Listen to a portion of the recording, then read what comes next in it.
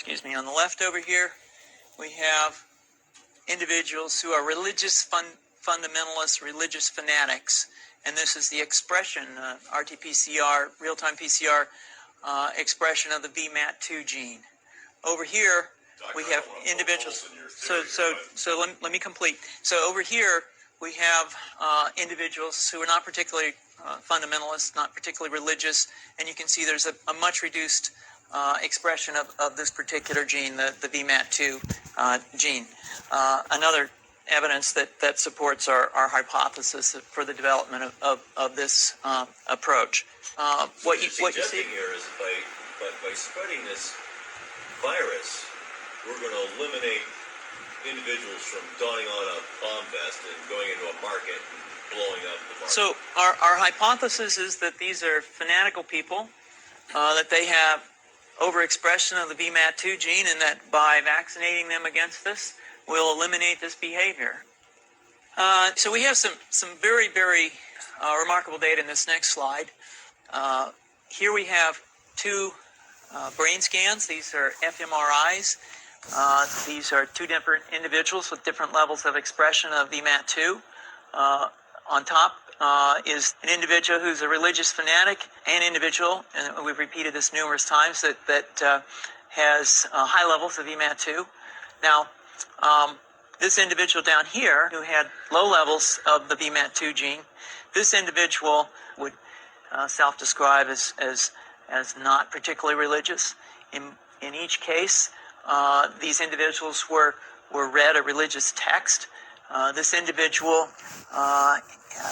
lit up the right middle frontal gyrus, shown here, and that's a part of the brain that's associated with theory of mind.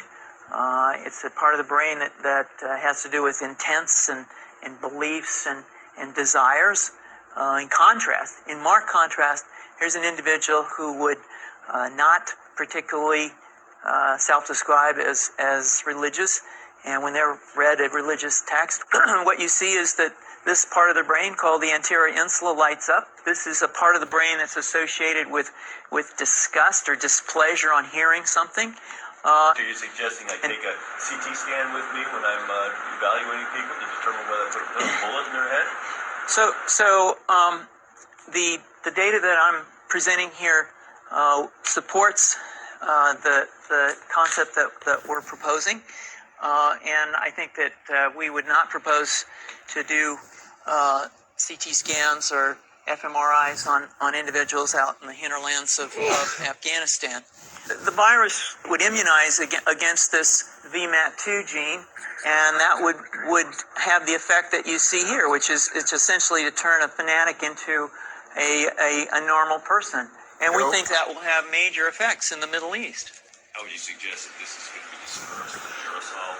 Well, so the present plan and the tests that we've done so far have used respiratory viruses such as flu or rhinoviruses, and we believe that that's a satisfactory way to get the exposure of the largest part of the population. Most of us, of course, have been exposed to both of those viruses, and we're quite confident that this will be a very successful approach.